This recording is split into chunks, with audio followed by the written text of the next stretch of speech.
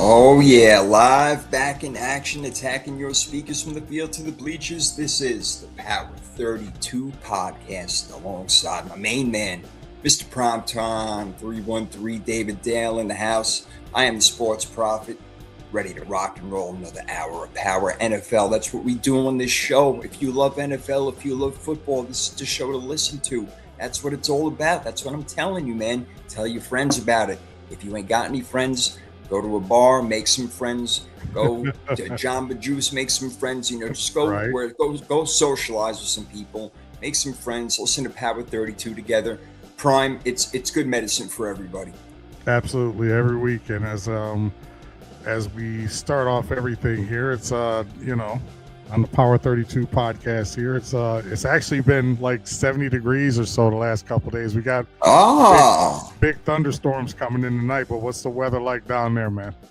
Yeah, we're chilling, bro. We haven't got that humidity yet. It's just nice. It's like 80 degrees. It's just beautiful outside. It's Florida, man. That's what's up. Yeah, It's Florida. But yeah, we're only like a month away from that humidity really starting to kick in. So I'm not looking forward to that. Yeah. Not at all. But I am looking forward to the draft coming up a week from Thursday, man. So we're not going to be doing our mock drafts this week. We're going to save all the good stuff, all the draft stuff for next Tuesday. We're going to do our mock drafts, hear your guys' opinions out there, whether it's during the show, after the show, but it's going to be a lot of fun. I'm still working through it. I've done 5 mock drafts already, man. I'm not sure which way to go. I'm up at the top. I'm like thinking, is David Bailey better than Arvell Reese? Is he more dynamic? Will he go number 2 to the Jets? And is Ty Simpson going to be a first-round pick? We'll get into all this stuff, man. We got a lot to talk about, so it's going to be fun. So we got a lot on the table today. What are we going to do? We're going to get to a few headlines, of course. We'll go through 6 more team futures, so we'll look into the crystal ball a little bit. We got head coaches in new places. We've been trying to get to this for a couple of weeks, but We've been just going so long with so many other segments, but we're going to do it today. And our expectations for those franchises, there's 10 of them. My God. So we'll get through them as fast as we can, but we want to get into it and dive deep and do our thing, especially with John Harbaugh, I should say, being the new head coach of your New York Football Giants, and Dexter Lawrence requesting a trade. That's another story, another time. We'll get into it. We got big deal, no deal. But of course, we start out with NFL trivia, and it's a multiple choice one this time. Oh wow! This is SAT style multiple choice. All right, let's. I'm giving it to you. This is a first here on the Power 32 podcast, multiple choice. Yes, sir. Yes, sir. We're doing multiple choice. Here we go. So, are you ready, my friend? Yes, sir. All right. Here's the story. Who holds the record for most sacks in a game? If you know it, you can just say it, but I will give you the 4 choices. So who holds the record for most sacks in one game? Is it Bruce Smith, Derek Thomas, Jason Taylor, or Chandler Jones? Oh man, you kind of threw me off there for a minute. The obvious answer is Derek Thomas. And I'm not sure if anybody has broken it since. What do you have, 7 in a game? Yes, he did. Yes, he did. Yeah, Derek Thomas was just, for those of you who didn't have the privilege to see Derek Thomas play, just go back and watch some film, as the old dudes say, because he was. May he rest in peace. Oh my God, he was awesome. Gone way too soon. I'm gonna Chandler Jones, New England Patriots, Chandler Jones. I'm wondering if you just threw that name in there just to. I know it wasn't Bruce Smith, Jason Taylor. You know what? I'm gonna go with Derek Thomas. That boy, there you go. 7 sacks in one game. Derek Thomas, he's the guy. He's the one who did it, man. Well done. Hey, I was gonna be like, yo, shut up, stop second guessing these guys. No, because like when you do multiple choice, there's like an obvious. If you do ABCD, there's one obvious, one that's not. There's one or two in there that's like, But yeah, the Chandler Jones one kind of threw him like Chandler Jones. Yeah, he had 5 in one game, so I was thinking maybe he'll screw around and mess that one up. No, it was always DT, Derek Thomas, Great Kansas City job. Chiefs. Derek Man, Thomas is the answer. No question. There you go. Excellent. All right. So let's get into it, man. Like I said, we got a bunch of stuff to talk about. Some headlines over here with, Dontavian Wicks not the greatest wide receiver in the world, but he goes over to Philly from Green Bay. Sean Mannion, the new offensive coordinator over there. And they also Mhm. grabbed Hollywood Brown. That kind of went under the radar for a while. So we go back to AJ Brown now, and something that you said last week about Devontae Smith, and it was a couple of weeks ago when we were doing our wide receivers, and you liked him a lot. You called him a hit. I agree with you; he is a hit, but you like him more than maybe I do. But a lot of people are saying that he really is a true number one, and Philly believes he's a number one. So with all the moves that they've been making, getting these other wide receivers, and thinking that Devontae Smith is a number one guy, it just lends itself more to the fact that, and I don't want to spend too much time on this, but AJ Brown is going to be traded, and it's not gonna happen during the draft because that'll be a $40 million dead money cap hit. They're gonna Right. do it after June 1st, where it's only about 20 million, so that's half of it right there. But I don't know. Maybe even the bigger question is, who does Mike Vrabel want more, AJ Brown or Diana Rossini? I don't know. Which one you? That whole I can't believe that how that whole thing just is like snowball. Wow.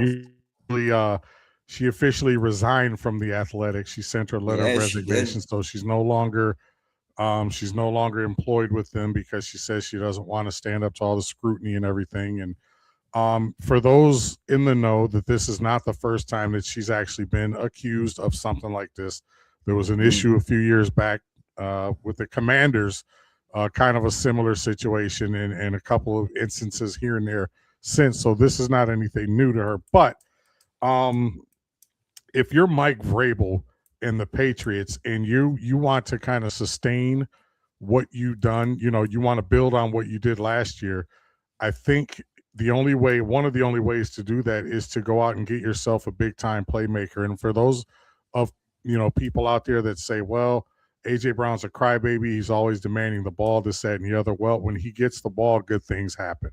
And he's Yeah. still, Drake May's still a fairly young quarterback.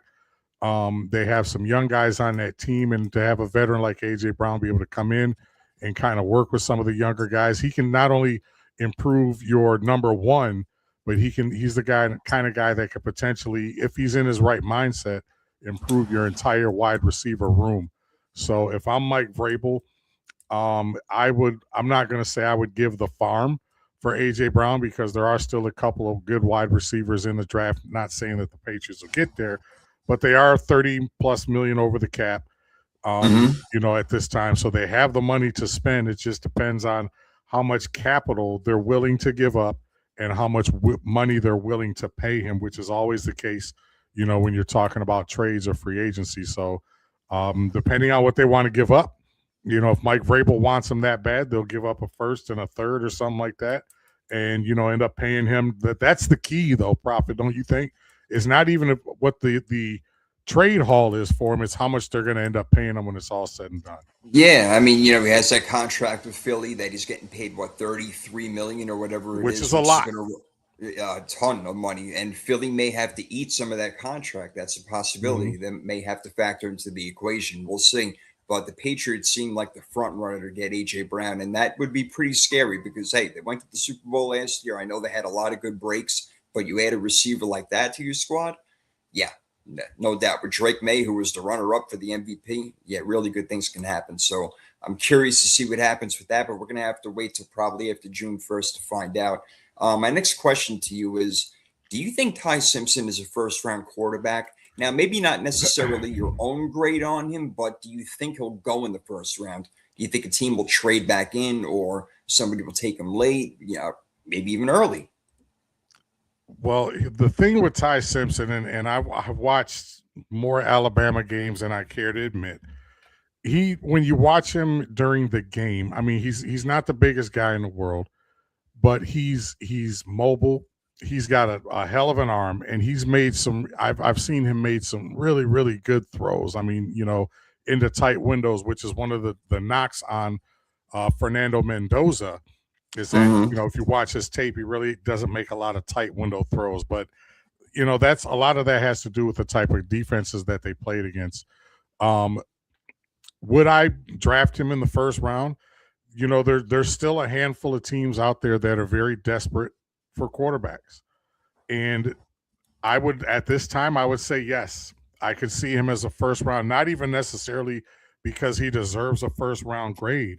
It's simply because there's teams out there that are so desperate for quarterbacks that are, willing to put themselves out there for a year, or for this particular draft and say, you know what? Because there's a lot of people all of a sudden starting to get, you've heard this, a lot of people all of a sudden starting to be really high on him. And it wouldn't be a stretch considering this is a relatively weak quarterback draft. I don't think that teams want to put themselves in a position where they want to wait till next year. And Ty Simpson did enough. I watched him at the combine. I watched him, like I said, I watched a few Alabama games this past season. I mean, if Fernando Mendoza can go number one overall, Ty Simpson, you still got guys like Carson Beck, and there's a few other guys in there in the mix as well. But yeah, I could easily see him going in the first round, whether people think he deserves it or not. Interesting. All right. Yes, the Steelers at 21, they jump out immediately. Yep. Some other teams, early. I don't know if he's going to get drafted early by a team like. The Browns, Jets. You look at a team like the Jets. The Bucs Jets. Could even, the Buccaneers could even pick him up. Considering now that'd be interesting. He sits behind. He sits behind your boy Baker Mayfield for a hot second. Like I say, I don't know. Cleveland is such a dumpster fire right now when it comes to their quarterback position. I don't know, but you're right. I could see the Steelers. I could see the Dolphins maybe even taking a shot. So there's a few teams out there. But like I say, whether or not you think he deserves it is one thing. Being the fact that this draft isn't that heavy with quarterbacks, he'll probably go first round kind of by default. Yeah, maybe Arizona jumps back in, late in the first round if he hasn't gone yet, something like that, because they definitely need a quarterback, no question. All right, there's plenty of quarterbacks to talk about, and we're going to talk about two of them right now because Charles Omenihu, I don't know if you heard this, who played with the Chiefs for 3 seasons, and he's now signed with the Washington Commanders, said that he believes the league has figured out Lamar Jackson, but they still struggle to stop Josh Allen. So that was the comparison he made right there. Omenihu said, now this is in quotes, this is the thing about Josh Allen. I don't think the league has truly figured him out. Omenihu said, with Lamar, honestly, you bring a 5-man rush on him and collapse the pocket. He's drifting backwards, and unfortunately, he might make a play that isn't going to be the best play for the Ravens. The new Commanders defensive end went on to say, with Josh, he's going to drift backwards, run around, and he's so hard to tackle. He's a large human being. There's a lot to digest in there. Now, in some ways, he's right because Josh Allen is an alien. He's out of this world. He's Superman. I mean, he's like really that close to Patrick Mahomes when you really think about it. Mahomes is better, don't get me wrong, but Josh Allen is very close. So is Lamar for that matter. But if you figured out Lamar, then how come Lamar does so well against you guys? And he's got this great record and everything like that. So, I don't think the league has figured out Lamar Jackson. He's one of those unicorns out there that there's really no game plan for. You just have to pray that you can fill the gaps and he's not going to run past you. So with all that being said, how do you feel about his statement? Do you think that Josh Allen is a better quarterback than Lamar Jackson? Do you think that if Josh Allen was on the Baltimore Ravens, they would win a Super Bowl? Like, what do you take from all this? First of all, for the followers and people that have watched this show and people that know me in general know that I've never been a Lamar Jackson fan. I've always thought he's been kind of overrated. The 2 MVPs, maybe he deserved one. The second one, people are, he's probably one of the most polarizing quarterbacks in the NFL when you talk about like and dislike, respect and not respect. I respect what he does. But at the same time, give me Josh Allen any day of the week over Lamar Jackson.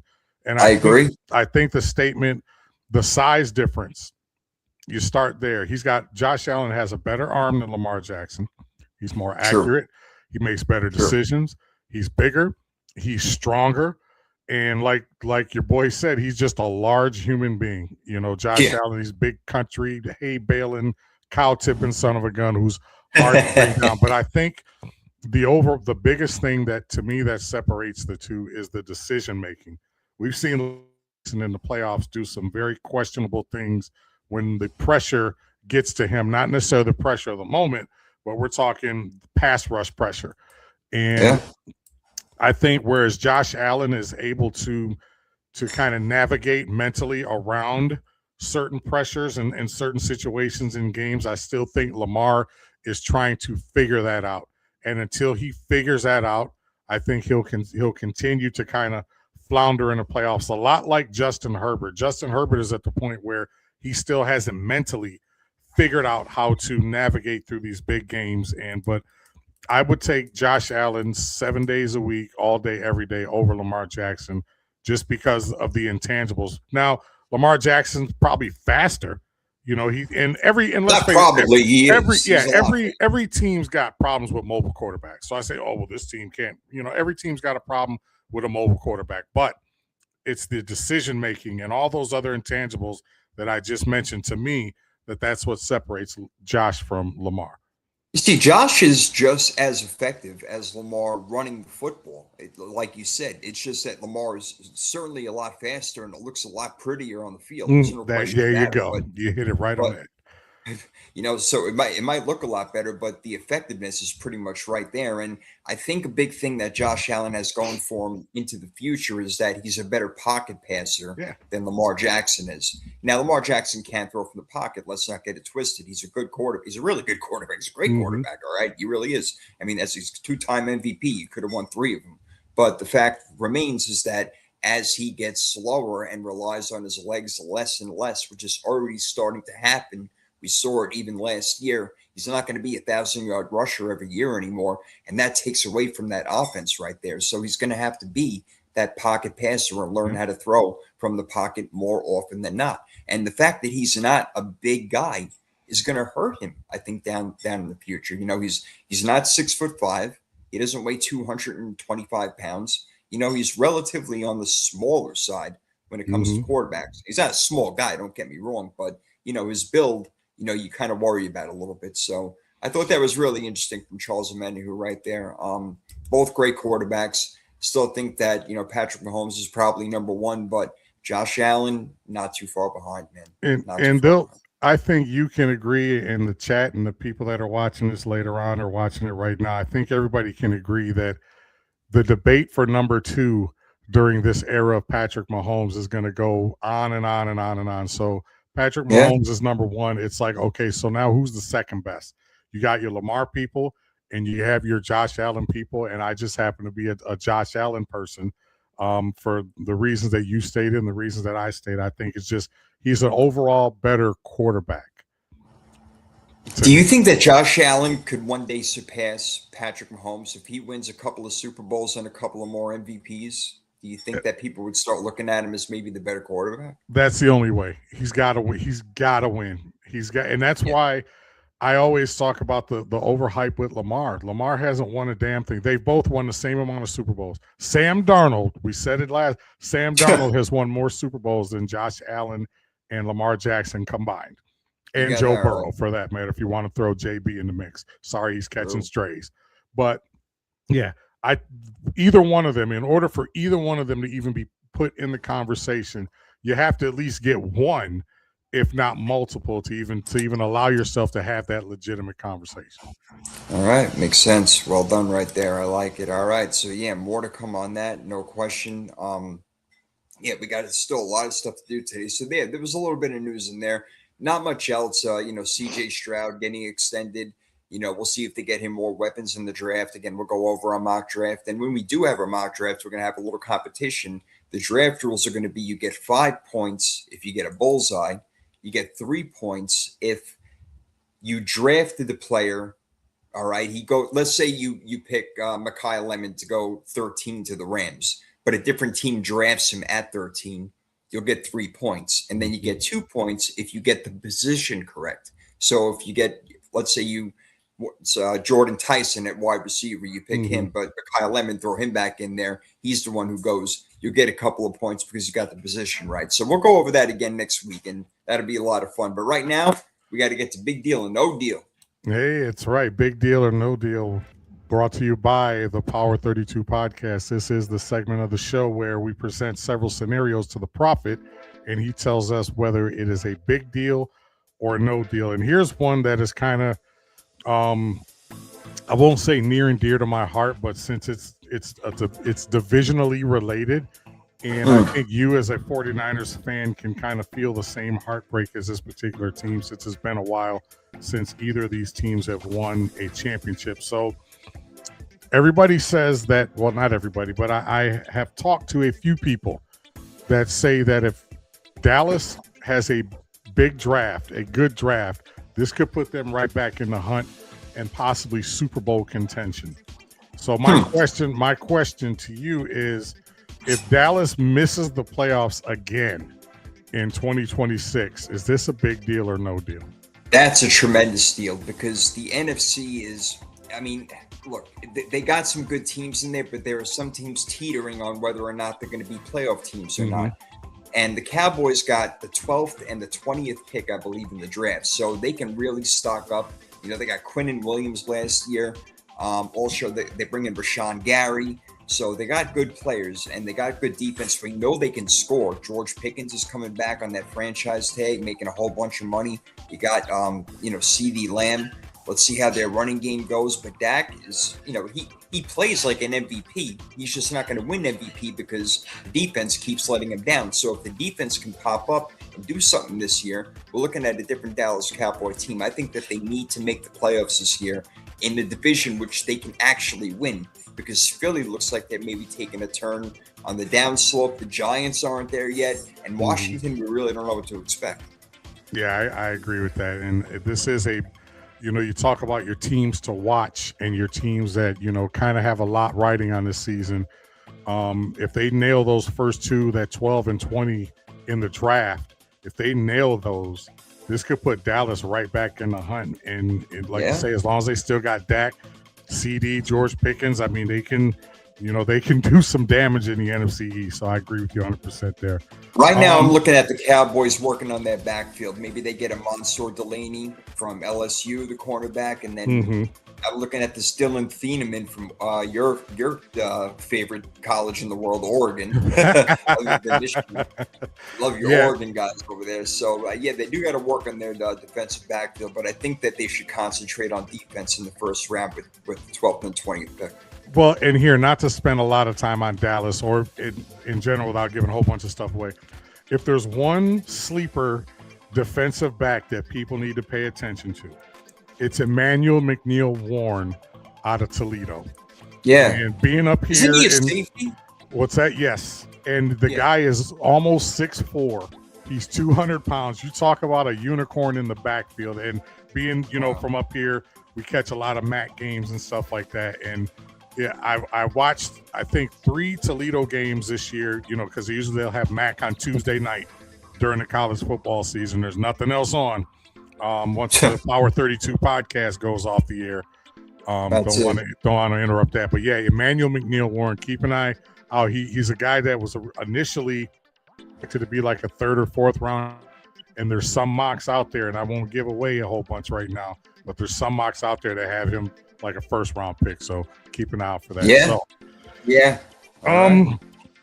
This is kind of ties into what we're going to talk about a little bit later. So since 2020, there have been 16 coaches that have been fired during the season. There's one coach, actually, it's happened to twice. Poor Frank Reich. It happened to him in 2022 and 2023 with the Colts and the Panthers, respectively. So, but yeah. Wow. So in Europe, is it a big deal or no deal when a coach gets fired during the season? I'm going to say no deal because you just mentioned how often it happens. I mean, since 2020, 16 coaches have been fired, and Frank Reich got fired twice in 2 years in a row, back to back. I'm going to say no deal. This is the way the NFL works. If you're, a younger type of coach or whatever, and you don't have a proven track record, and, the first year you went 3-14, now you come out the gate the next year and you go 1-6. Yeah, you're gone. The leash is really short in the NFL. There aren't many organizations out there, unless you're the Green Bay Packers or the Pittsburgh Steelers or even the Dallas Cowboys, for that matter, that hold on to coaches for a long time. Other teams really quick to pull the trigger.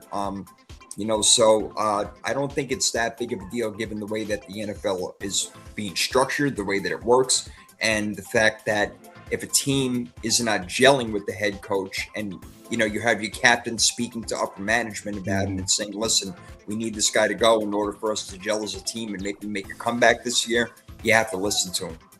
Yeah, and it kind of, you know what, and you're it's a perfect segue into this comment, because how rejuvenated we talk about coaches leaving and guys getting rejuvenated. How anxious and happy, according to reports, is Lamar Jackson going into this offseason now that John Harbaugh is not there. So he showed up early. He never does that. Never. So there is something to be said. I do agree. It does, and this is where, but every year there's a list of hotshot coordinators, and we got to get this guy, this guy, and then they last for 2 years, 2.5 years, and then they're gone, and then they're back to being a coordinator on another team. So Jonathan Gannon, he's one of the most recent examples. Exactly. And Robert Saleh, I give him a pass simply because it was the Jets. Yeah, man. We know he's better than that, and I'm the small part of me hopes that he really does a great job down there in Tennessee. So next one, no doubt. We talk about the NFL expansion. We talk about 18 games. We talk about games overseas. Some people like it, some people don't, on both fronts. My question to you: would an international Super Bowl be a big deal or no deal? Let's say they decide to do it in Rio or Madrid or Berlin or London. Would an international Super Bowl be a big deal, and how big of a deal would it be if you say yes? It would make me sick to my stomach. That's why I asked that. I thought of you specifically when I came up with this one. Oh my God. It is the National Football League, this nation of America, the United States of America. That's where the teams are from. So it's not the International Football League? Yeah, right. It's not the IFL. I'm sorry. Right. It's not the National Football League. No, man, that would drive me crazy. It would drive me crazy if they put even one team in London or wherever you want to go, like they talked about with Jacksonville forever. Could they end up in London?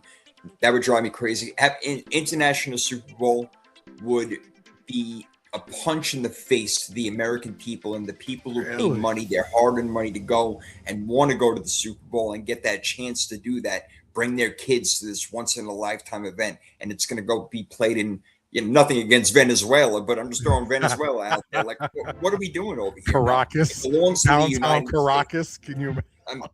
Right.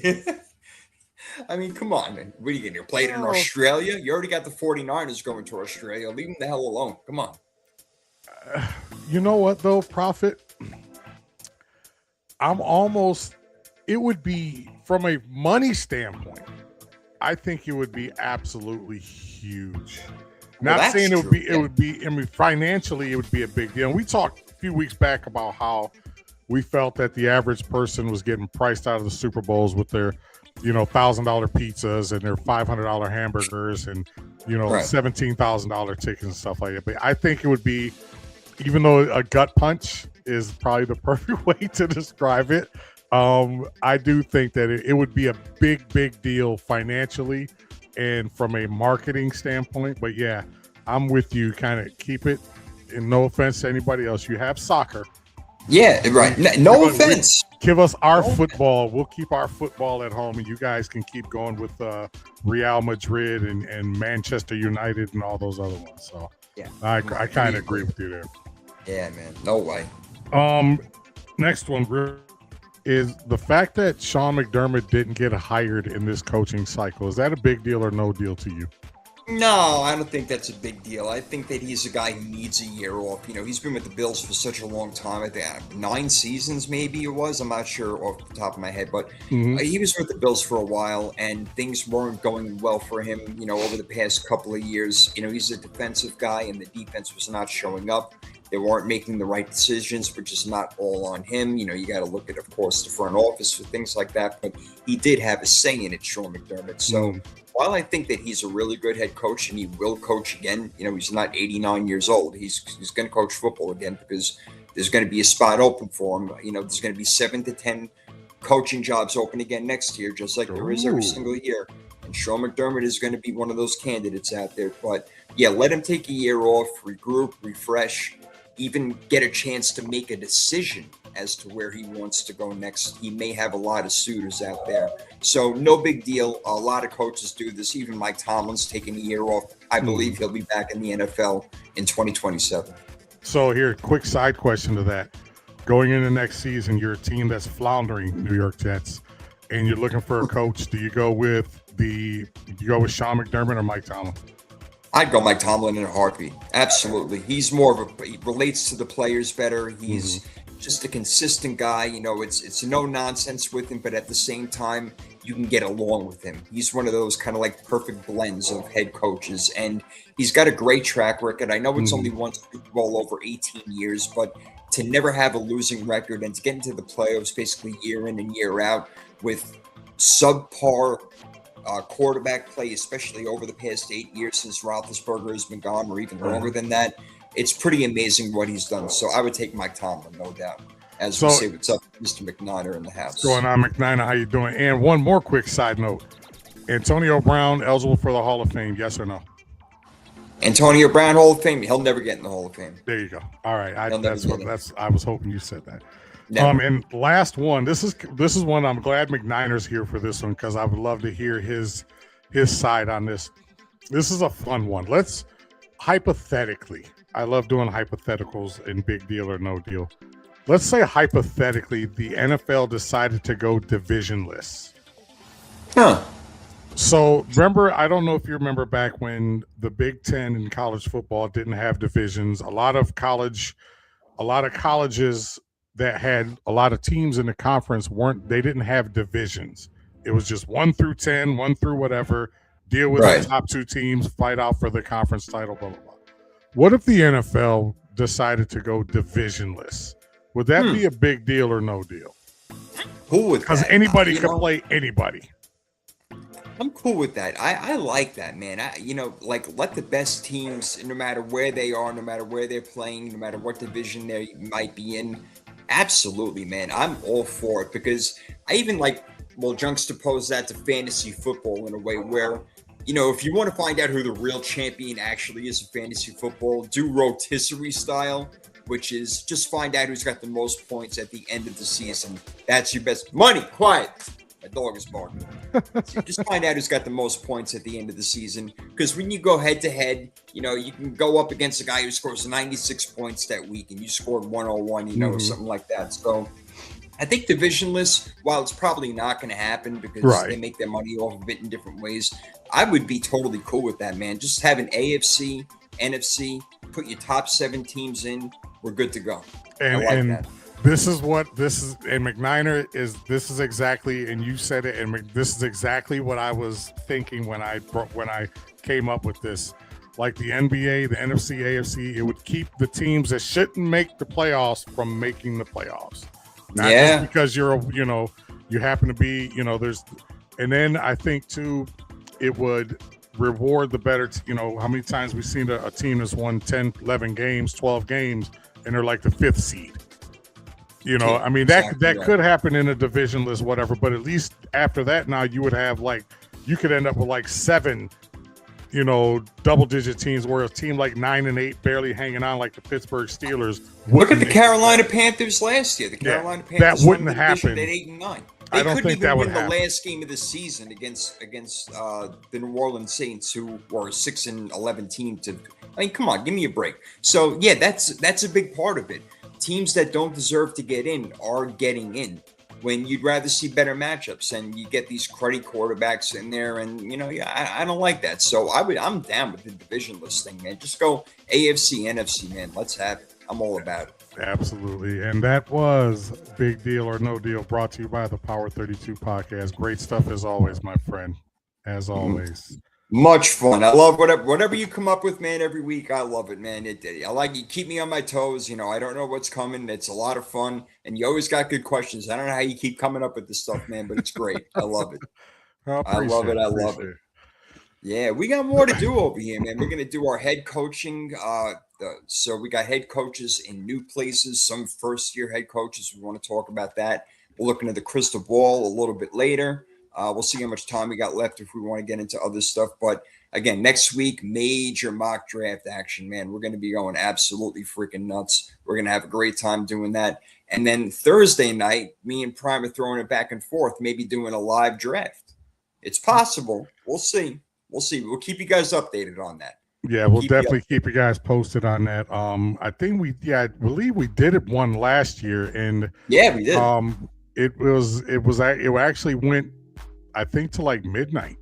It was God! It was on. So I mean, if we may do the full first round, we may do 10. Both of us got to get up early in the morning on Friday. Yes. So, but yeah, we'll definitely keep your ear to the speakers, and in case there's any whispers of the Power 32 podcast doing a special draft show next week, at least the first round, if nothing else. But yeah, we'll definitely keep you guys posted with that. Yeah, and if we do that on that Thursday night, I know there's a lot of TV, a lot of things to watch. You want to hear the chimes, but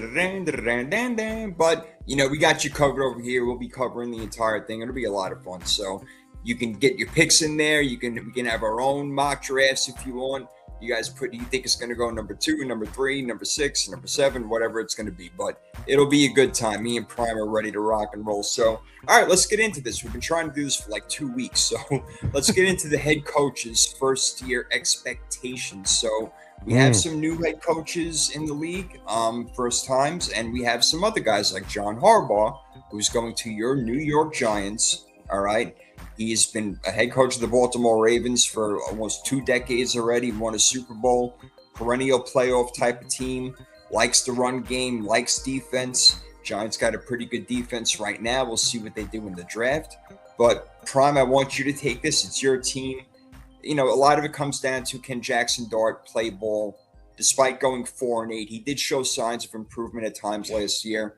They're bringing the Super Bowl winning head coach, like I said, based off his leadership and his coaching. He's a great guy to have in there. You figure the Giants are going to turn into a winning team. They should be a playoff team year in and year out for the most part with Harbaugh there.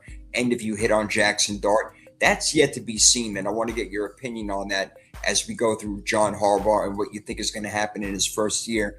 But Matt Nagy is the new OC that you have over there, so I don't know how you feel about that, but he's going to be concentrating on the offense, so Harbaugh can concentrate on the entire team and give a little bit more extra to the defense over there. So what do you think about Dart? What do you think about Harbaugh's first year? What do you think about their draft? All in a nutshell, John Harbaugh coming in, first year expectations, and maybe even a little bit beyond.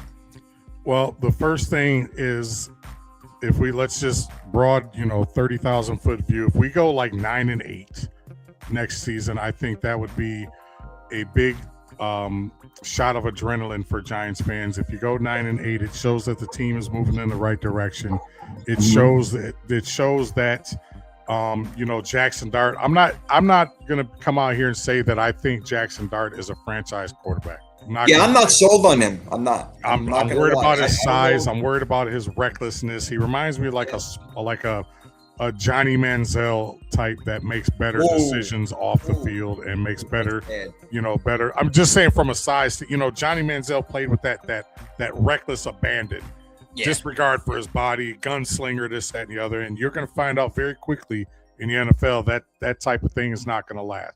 But we're just looking at taking everything at the surface. The Giants go 9-8. I think that'll be deemed a success.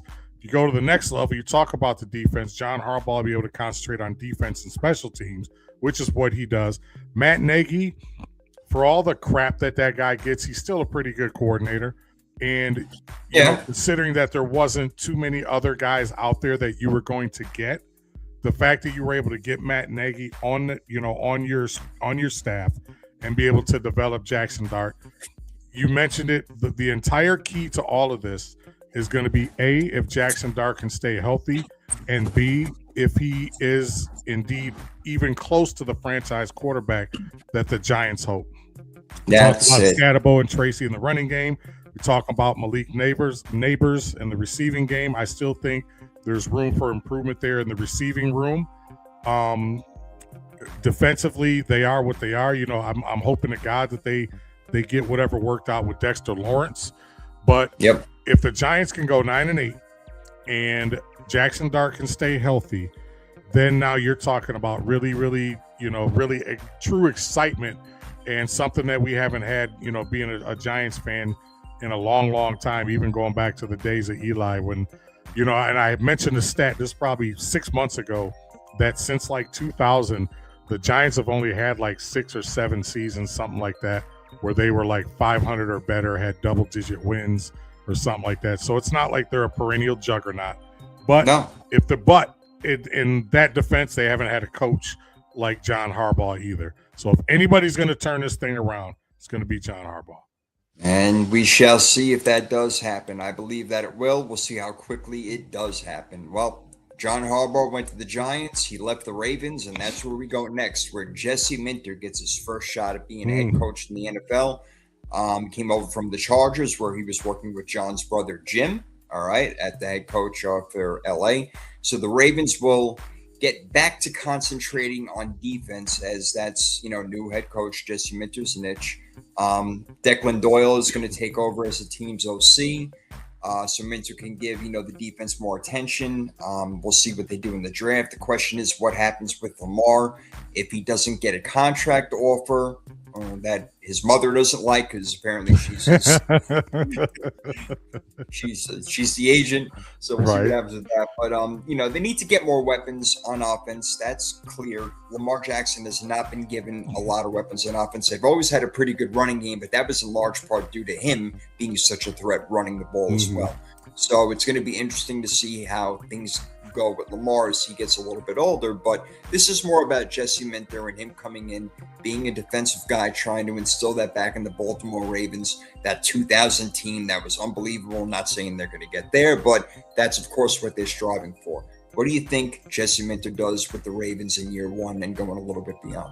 I can see them going 12-5 and winning the division simply because the rest of the division is going to be that bad. I'm still the Browns I'm not worried about. The Steelers, there's still question marks surrounding quarterback, and I'm of the camp that I think even if Aaron Rodgers ends up being the quarterback of the Steelers, based on what we saw last year, I still don't see anything spectacular happening with them. And of course, the wild card in that division is always the Cincinnati Bengals. The problem with them is their defense one year, their offensive line the following year. Sometimes it's both. They are just like in limbo right now. You talk about a team that has underachieved over the last 3-4 years. It's definitely the Cincinnati Bengals. Jesse Minter's coming into a really, really good situation. Like you say, he worked with Harbaugh in LA. He worked with Harbaugh at Michigan. So he, if anybody is going to be able to kind of reinstill the defensive mentality, and I know there's a lot of Baltimore fans that were really, really happy that Jesse Minter got hired to take over for John Harbaugh. So I could very well see them 12-5 and winning that division.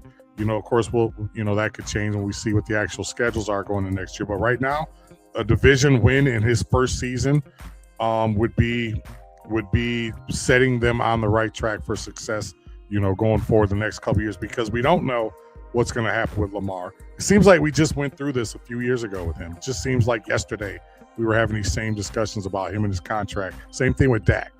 But yeah, I mean, who knows how long Lamar is even going to be a Raven? Will he be there in 3 years, 2 years?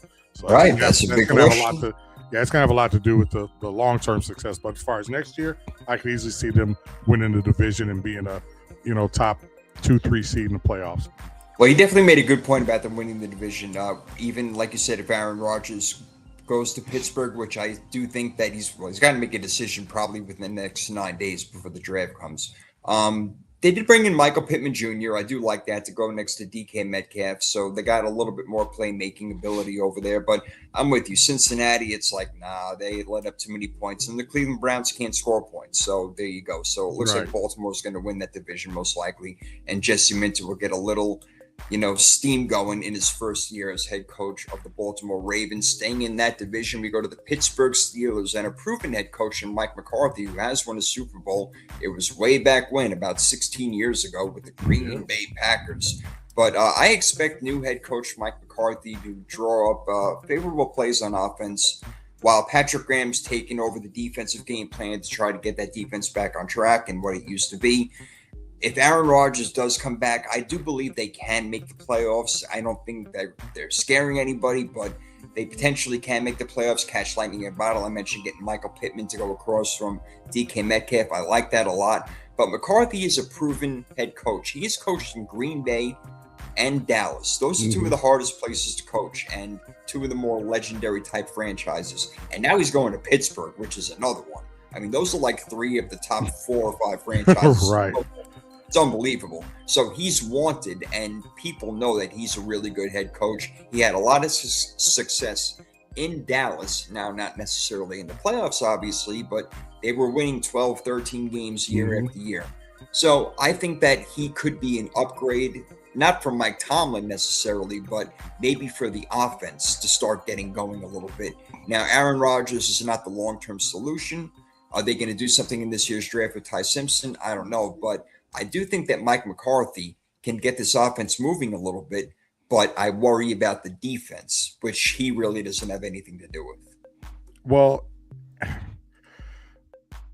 the whole thing with Mike McCarthy is that he's going to need to get younger. He's going to need to get that roster a little bit younger. And I think that's one of the challenges that he's going to face, more so than even getting the offense back on track or the defense back on track. I think one of the things you got to do is you want to get that team a little bit younger on defense, which, you can only do that through the draft pretty much. So depending on, we don't really know. I mean, what was his contract? 3 years, 4 years, something like that. It depends on, even if he's even around at the end of that contract to fulfill it all, to see that roster kind of turnover. But you also, if you look at the quarterback situation right now, Aaron Rodgers, I don't think they could be a team to take Ty Simpson, but you do have a couple other quarterbacks, in like Garrett Nussmeier out of LSU, Carson Beck out of Miami, Cade Klubnik out of Clemson. Those are guys that aren't projected first round, but those are guys that have played a lot of college football. And, so they have that experience. So if they're looking for a long-term solution, you may bring one of those guys in the second, third, fourth round, sit them behind Aaron Rodgers. As far as them making the playoffs, that would mean that they're one of the top 7 teams in the conference. And I just, at this point, I don't see that happening. I do know coaching can make a difference, but I don't know if they just have the roster and the consistency on offense, depending on how Pittman and Metcalf gel with Rodgers. I just don't think they have it offensively to be able to compete, because you're talking, the Chargers, Broncos, Patriots, Ravens, there's 6-7 teams that you can name ahead of Pittsburgh. So it'll be very I hear you. You know what? You could have said the same exact thing last year, and what happened? They ended up going to the playoffs. I know that Baltimore had an off year, but things like that do happen. And, again, they got to get that defense right. We'll see if Graham can get that thing right over there, but that's a big part of it. Scoring points, we'll see what they can do. I believe that Aaron Rodgers will be back. Is that a good thing? I don't know. Remains to be seen. But they do have to think about their future quarterback. And again, we talked about teams that don't fire coaches. Pittsburgh Steelers, man. Mike McCarthy is going to be around for a long time. So this is not like a 1 or 2 year type, let's see what happens thing. He's going to be around for a long time, McCarthy. So let's see what he can do. All right. Let's move over to the Atlanta Falcons, where Kevin Stefanski got a job like that. 2-time coach of the year. I expect the playbook to open up, wide up. More getting the ball to their weapons like Drake London, Kyle Pitts, Bijan Robinson, focal point of that offense. They need to work on Penix's release when he throws the football. Tua's going to be around for a while. We don't know what we're going to get out of these guys. Both lefties. Take that for what you want. They need more of a rhythm on offense, and Stefanski needs to be more creative on offense with quick passes, putting the players in motion, getting the ball into guys' hands. And I think he understands that, and I think he's really excited. He's out of Cleveland. Do you know what a great feeling that is right now that he is out of Cleveland? He doesn't have to coach that disgusting weather anymore. I was just gonna say that. It's like, just just his overall health and aura will take it, will take it, be on the uptick simply because he's not in Cleveland anymore. I just added 10 years onto his life. It's absolutely. And so I think he's excited, man. He's going to be creative. I'm looking forward to this one. Well, and you talk about working on Penix's release, and they may even work on releasing Penix, depending on how Tua does. I can see them winning the division. I can see them winning that division because Tampa, a little bit long in the tooth. Saw you and I talked about it for 3 weeks straight, I believe, over the course of the, as we moved on towards the end of last season. Baker looked like he just ran out of gas. He started to regress. The injury bug kind of wiped them out. Baker was kind of doing everything by himself. The key is going to be Tua. If Tua can come out and give you the Miami Dolphins Tua of like the first 5 or 6 games of every season, before he ends up getting hurt, Atlanta can win that division going away. And 11 wins is not out of the question, especially when you can get 5 of those in your division. I do see Kevin Stefanski bringing a little bit more creativity to that offense. We saw that Kyle Pitts had a career year last year. We already know what you can get with Drake London. You know what you're going to get with Bijan Robinson. So it's not like he's walking into a bad situation. And you saw how much he got David Njoku the ball in Cleveland. So he likes his tight end. So he will be getting Kyle Pitts the ball for sure. Yep. So I definitely see them winning the division, and that'll be one of my way too early things. I can see them winning the division and winning 11 games and possibly maybe even winning a playoff game. And he may be a 3-time coach of the year. That's unbelievable. Seriously, man, call me crazy, but I think that Tua can have success over there, and that can really piss off a lot of people, including number 1, Michael Penix Jr.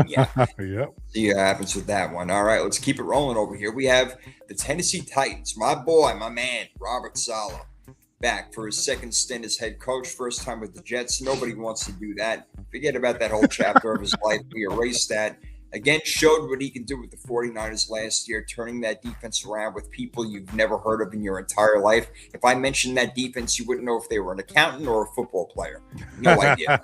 Right. So, what I expect a fairly quick turnaround from this team. They have really a lot of money. Yeah, I do. I think that within a couple of years that they're going to be starting to fight for that number 1 spot, whether it's Cam Ward or not. I believe that he gets that defense to top 5 in the league. Eventually, they're going to get there in the next 2 to 3 years. They're going to be tough. They're not going to be a team you want to play. Bringing in Brian Dable, I think, is a great idea to take over the offense.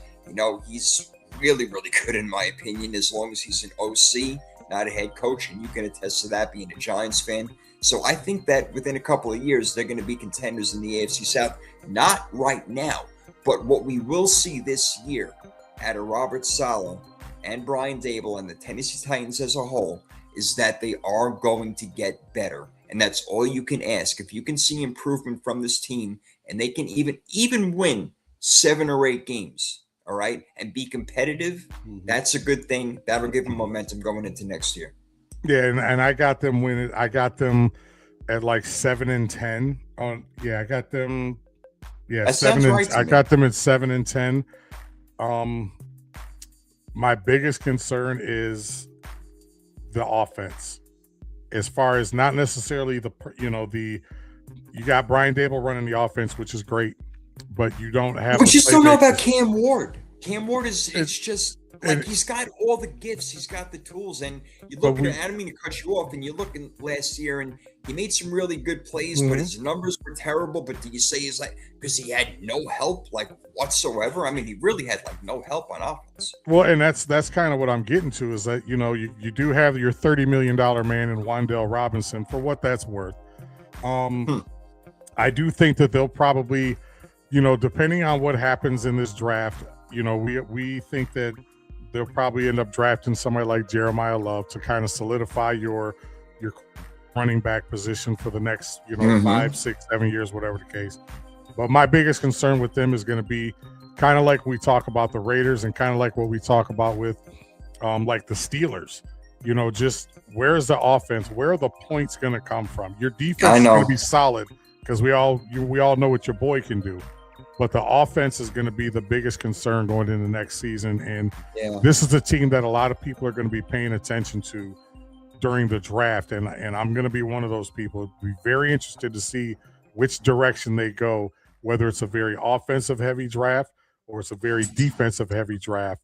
That's going to kind of determine the fate of the Titans. But right now I got them going 7-10, still trying to climb out of the basement of the AFC South.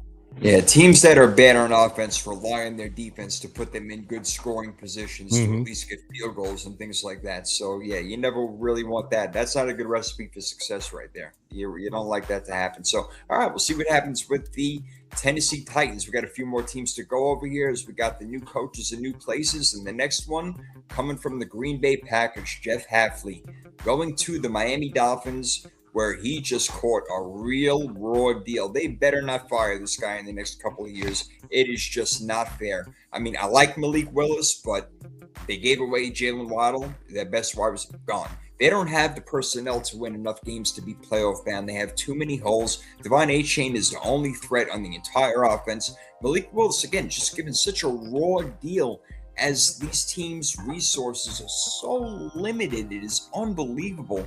I mean, they really are going to have to build this whole team. It's going to take a long time for this team to get better. And I don't know if they're going to be patient enough with Jeff Hafley to let him run the ship for the next 5 years and try to turn this team around. Because I'm telling you, man, it's going to take a long time. And they need to hit on a quarterback next year. They got to hit on a quarterback because they just got nothing going on right now. Well, I can see Dante Moore out of what's that school up there in the Pacific Northwest? Oregon.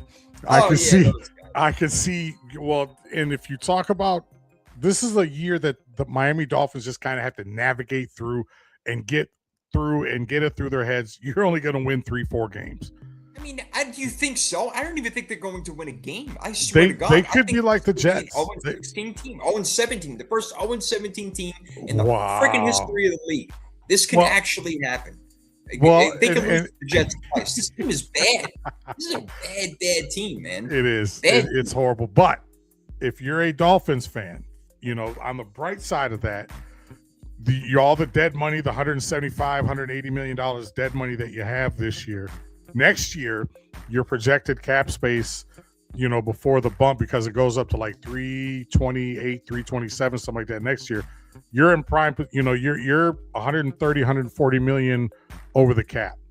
So if they can just get through this season and accept their fate and bite that bullet, eat that habanero pepper and sweat all over the place and whatever they got to do, there are better days ahead, at least financially. That's not saying that they're going to have the talent to do it, but at least from a financial standpoint, they'll be able to go into next season with a little bit more flexibility.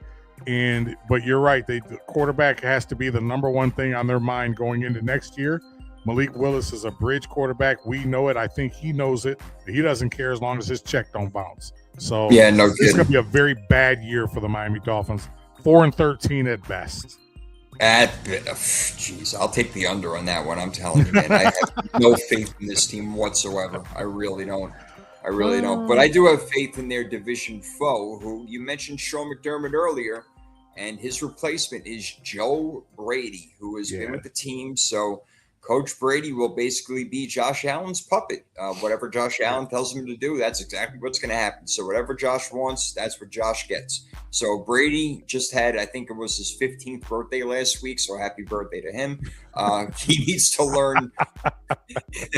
He needs to learn some favor from his team, his coaching staff. I mean, I know he's been around, so that's a good thing. Jim Leonard has stepped in as the DC, and he in fact played played the game for a while. He played with the Bills from 2005 to 2008. So that's kind of interesting. We'll see if that little mixture, that chemical alchemy, little thing, that little molecules that they're going on over there, that mixture of Joe Brady and Jim Leonard and Josh Allen is going to work out over there. So I don't know. They were pretty happy to have Joe Brady named as the head coach. On the other hand, I was thinking more, go for a guy like Mike McCarthy. Beg Mike Tomlin to come to your organization. I wasn't really thrilled about this hire. So I just don't know if this guy's a head coach. Well,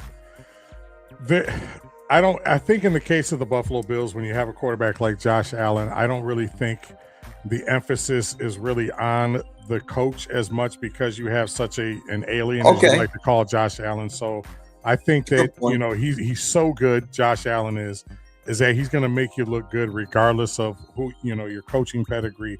I agree with you, though. They probably should have went outside of the box, especially coming off of Sean McDermott.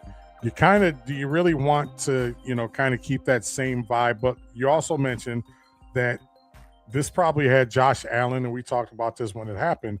This had Josh Allen written all over it. I'm sure Josh no doubt. Huge input. The problem that the Bills are going to face is that they're in really bad cash over the next couple of years. So, based on the projections, even with the salary cap going up next couple of years. So the problem with them is not going to be Josh Allen, and it might not be the coach. It's going to be, can they afford to get some quality guys in there, or are these next 2 or 3 seasons for the Bills going to be seasons where they actually have to build through the draft? I still have them, depending on how you want to look at it, the Patriots may take a step back, and I believe they will. Me too. I have the Buffalo Bills reclaiming their rightful spot at the top of the AFC East right now. So I got Buffalo winning the division. Josh Allen will make Joe Brady look good.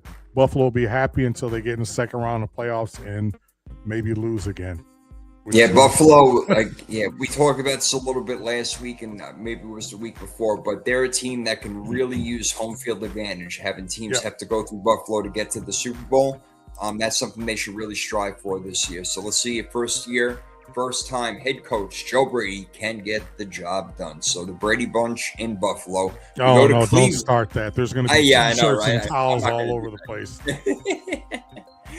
All right, let's take a little trip over to Cleveland, where everything is just disgusting over there. Todd Monken, gosh, all right, good luck to you. Todd Monken is the new head coach over there. He just wanted a job so bad. He basically begged the Browns to hire him. That's what probably happened. So Monken comes from Baltimore. He played he played the Browns twice a year. Couldn't get the words out of my mouth. He played the Browns twice a year, so he knows the team pretty well. Monken already has a great defense to work with, but it's the offense that needs all the help right now. Jesus. We don't know about Shedeur Sanders. You can't name their receivers. Quinshon Judkins is a pretty good running back. The offensive line is okay, but the Browns are going to have to do really well in draft, because nobody's going to want to go to Cleveland and not going to attract free agents. So the only way to really do this is draft well and become a good enough team where players will finally want to go there. Because right now, nobody wants to go to Cleveland. No, and I think if you're smart, you kind of, because you don't have a quarterback like a Josh Allen to say, hey, man, what do you think we should be doing? We'd like your opinion. If they're smart, they go to Myles Garrett and say, hey, Myles, look, you've been with us long enough. You've seen kind of the flaws of the franchise, and start using Myles Garrett as like your mouthpiece to kind of get guys to come there. Right now, a lot of people are projecting that Cleveland could potentially draft a wide receiver like Carnell Tate or Jordan Tyson or Mekhi Lemon or something like that along the ways. They definitely need help on their receiving core, but the problem still remains is that A, are you sold on Shedeur Sanders, and B, are you willing to suffer through another really, really bad season with a really, really good defense? And, before you decide to make a move at quarterback, there's a couple free agent quarterbacks out there, nothing worth noting. So you kind of pigeonhole yourself where you're stuck with Shedeur. You need to kind of make it work at least for this year until you can get into next year where there's a couple more quarterbacks maybe that might be to their liking. But Cleveland right now, man, it's a miserable place to play. Their defense is awesome, but their offense, and I think there's so many holes in that offense outside of Judkins that it's going to take Cleveland 2-3 years before they even can sniff maybe a 500 season. That's how bad I think they are.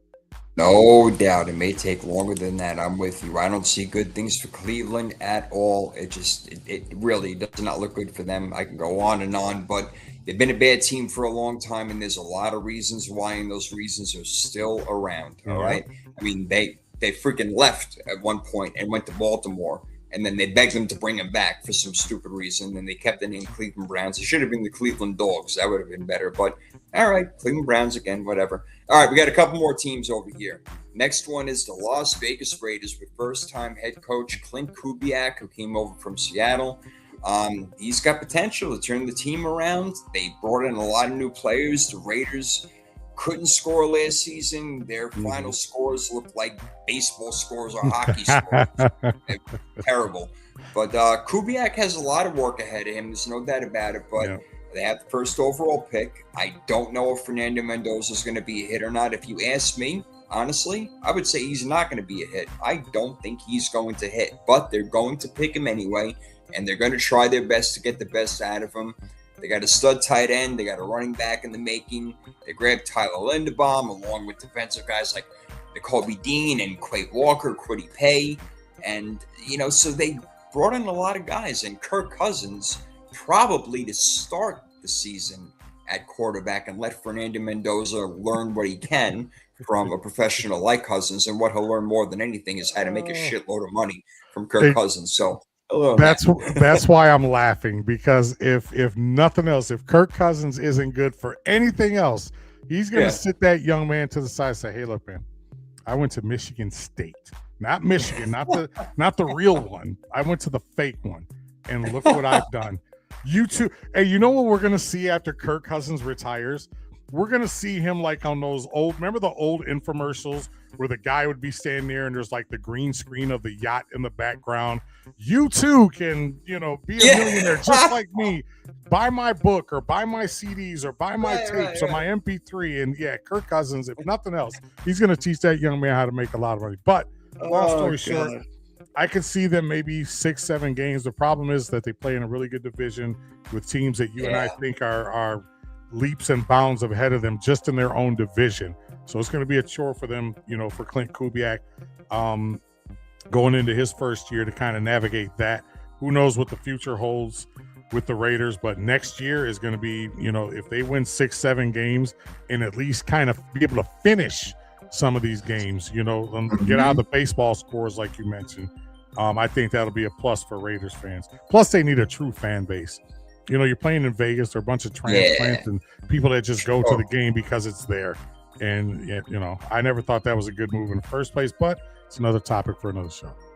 Well, the Raiders finally spent a lot of money, and they spent money wisely, I believe. They did a really good job against Tyler Linderbaum, a huge one. Now, maybe they gave him too much money. We'll see. But if Fernando Mendoza does hit, and he is a really good quarterback when he starts week 6, 7, 8, whenever it's going to be, then, hey, you know what? Then the Raiders have a lot of good-looking things to look forward to. But like you said, a really tough division. So we'll see how that all shakes out. And the last one, new head coach in a new place, that would be the Arizona Cardinals. No shock over here. Obviously, they go through a new coach every 3 years or so. And this time it's Mike LaFleur's turn to go for a couple of years. Step right up, ladies. Step right. This is your turn. Yeah, and he's probably just, he's probably talking to his wife like, look, honey, I'm going to take this job. We're going to pay off the house. We still have some security, pay off a couple cars, put some money for the kids' college. I probably won't be here past 2028. So, don't get too comfortable. Yeah, don't get too comfortable. We'll rent a condo. We'll be like Profit or something, we'll rent a condo or something like that. And, we'll be in and out of here before you know it. So kids probably won't even have time to get acclimated to new schools because we know how they go through coaches. Keeping this short and sweet. If they win 5 games, 6 games, that'll be better than I think a lot of people's expectations are. Have absolutely no talent. Marvin Harrison Jr., this is kind of like a put up or shut up year. We may even start to hear him chirping about demanding a trade. Their defense, They got a couple. Who the hell I wants do like Trey McBride too. I forgot. I do like Trey McBride. Oh, McBride is their best player for sure. Yeah. Yeah. And So then, they lost their running backs last year. They went with Jacoby Brissett. I mean, a lot of things didn't go right for them. But then on the same hand, like you mentioned, their roster really isn't that good when you weigh it up against the other ones in the NFC. they're like the Miami Dolphins of the NFC. Just Yeah. maybe not as bad, as bad a shape from a financial standpoint. But nobody wants to go to Arizona. They don't attract free agents. They try to build through the draft, and they kind of muck that up. Now they're on. They rotate head coaches. They're probably one of the worst run organizations in the NFL, and that's kind of the reason why they are the Cardinals. They probably will draft Ty Simpson, not third overall, not with the third pick, but later on. Yeah. And he will be horrible. It's just Arizona. He'll probably be horrible just because he's going to Arizona. Right. Oh, man. All right. So that's the new coaches and new places. We wanted to get to that. Make sure we got that in. And we got one more thing for you today. And, Prime brought this one to the table, and I'm loving it. This is when we rock and roll and look into the crystal ball. Yes, sir. This is the Crystal Ball, also sponsored by the Power 32 podcast. We take several NFL teams, and the prophet looks into his crystal ball with his turban, looks into his crystal ball, and for the next 2-3 years looks into the futures of some of these teams. And we're going to start off with a team that we kind of just talked about. This is a team with a new head coach. A couple of these teams have new head coaches. We're going to look at the Cleveland Browns. What do you see in the next 2-3 years realistically for the Cleveland Browns? I know we were kind of riding them hard a little bit, kind of giving them shit, and rightfully so. But what do you realistically see for the next 2 to 3 years with the Browns? There's not much to say. I mean, unless Shedeur Sanders, becomes a really good quarterback, then they're going to have to look for a quarterback again, which means they have to hit the reset button. Why keep Myles Garrett if you're losing with him anyway? Why don't you try to trade him and get what you can for him? I mean, he most likely won't be there if they smarten up. Nor will the head coach, Todd Monken, like we mentioned before. He'll probably be out pretty quickly. They pulled the trigger there fast in Cleveland. They've had more head coaches than I think. I mean, Charles Manson had followers or something like that. I mean, I don't know. It's unbelievable. But, they're going to have to hit on the draft thing. They're going to have to overpay players to get them to come to Cleveland. I told you, nobody wants to freaking go there. So they're going to have to buck up and pay a lot of money. They gave Deshaun Watson freaking all this guaranteed freaking money. You think he wanted to go to Cleveland? Hell no. He wanted that money. That's the only reason why he went there. And now he's getting it and sitting his ass not even on the bench, sitting at home, doing nothing. So, look, the stadium is nasty. It's cold as hell. The uniforms are gross. The Browns are going absolutely nowhere. Worst uniforms in the league. Sorry, Cleveland. Horrible. Only thing they got going for them is a Rock and Roll Hall of Fame. Cleveland is one of those places you just get itches riding through there, let alone staying there for a visit. So, yeah, they kind of suck. So, moving on, team number 2, the Minnesota Vikings. Oh, Vikings. What happens if Kyler Murray stinks and they waste another year with a great roster? Man, that could happen, bro, because they have a ready-made team. Kevin O'Connell's job is definitely safe for now. He's proven he was a good head coach last year with no quarterback play, still had a winning record. Yeah. Minnesota has never won a Super Bowl, and they have great fans who deserve a championship. They really have great fans out there, and they deserve it. They're 0-4 in Super Bowls. There's a good chance they draft a quarterback next season, and supposedly it's a really deep quarterback draft, so maybe they do it. Maybe Kyler Murray hits. I don't know. That's a possibility.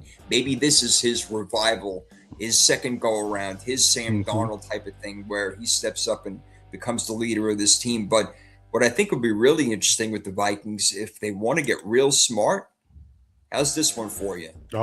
Trade up and go get yourself Jeremiah Love. Ooh. Solidify your team. Ooh. Trade up. Give you a first-round pick this year, your first-round pick next year, and maybe a third. Yeah, and go get him. Wow. So, and I love, I love Love, but I don't know if that's an interesting scenario. I don't know if they would be able to trade that far up. It'd be a lot. They'd have to go from, I think they are at 18. They're 18.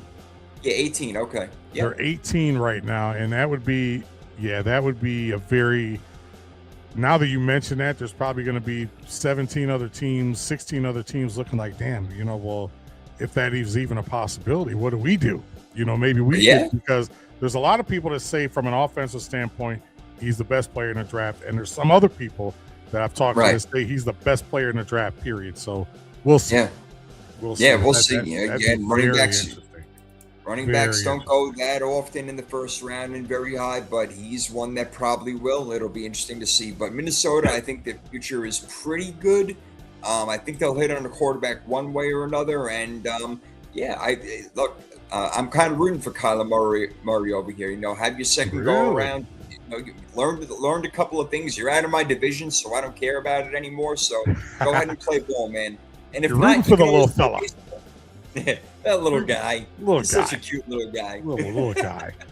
Sitting there with his PlayStation controller that's bigger than his head. Let's see. Not studying, not watching film. Right. Next team we have here is a team that is going to be probably one to watch. This is going to be on everybody's radar next season, and that's the Kansas City Chiefs.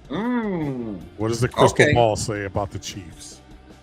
Crystal ball says that Mahomes is the best quarterback in the NFL. He's one of the best quarterbacks we've ever seen, and he's still got a lot of great years left. So he's too good for this franchise to take any sort of real significant dip. I know they had a bad year last year, and they won a lot of close games the year before it came back to bite them this year. But as long as Mahomes is there, they have a chance. They do. But they can't do it. He can't do it by himself. It's obvious. So they have to make moves. Bring in Kenneth Walker this year, but they get rid of their entire secondary. So what are they going to draft? Probably cornerbacks, safeties, and start over. So it may take a couple of years for this team to get going, but they will be back because Patrick Mahomes is that good. And whether or not Andy Reid is there or not, like you mentioned earlier in the show with the Josh Allen, they kind of take over and almost become the coach of the team and do whatever they say goes and all that stuff. So Mahomes, they got him, do well in the draft. You can definitely attract players to Kansas City. Players want to play with Patrick Mahomes. There's no doubt about it. So I think that they're still going to be in good shape. It just may take another couple of years to get there. And what's going to be weird up 2 years from now, not seeing Andy Reid on the sideline for the he's going to be gone soon. It's going to happen sooner or later, but hopefully later than sooner. Let's see. Next to last, we have a team that we kind of talked about a little bit in the coaching segment of the show is the Atlanta Falcons. What do you realistically see the next 2 to 3 years with Kevin Stefanski and his new digs down there in Magic City?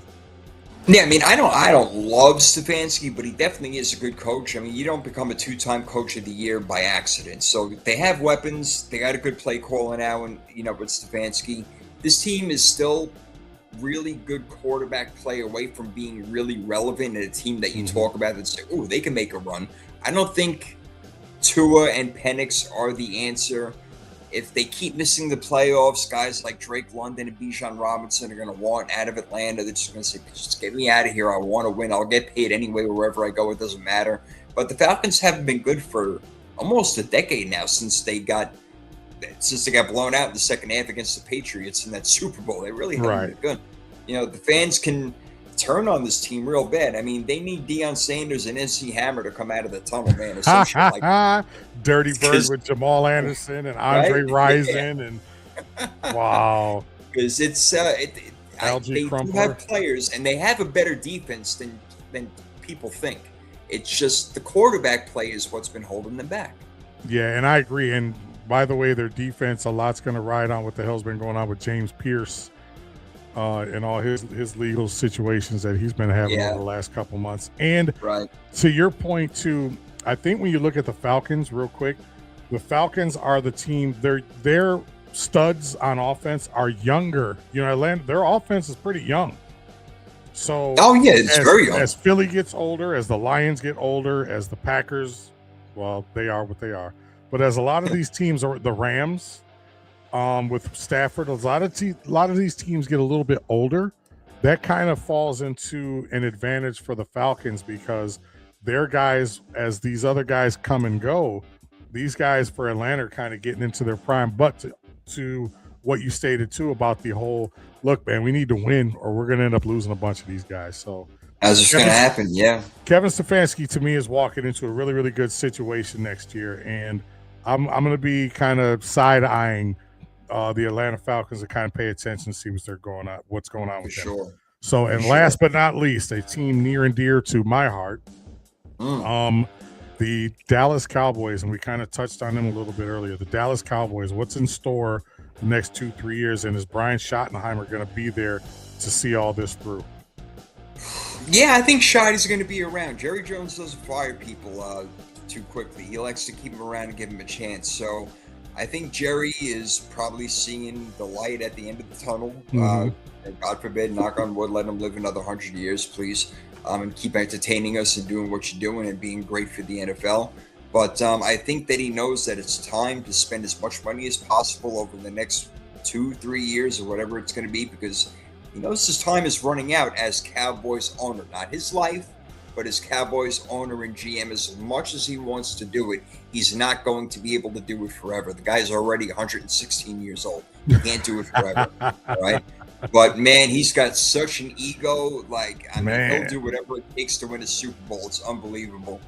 They have a good team, but like every year, they're inconsistent.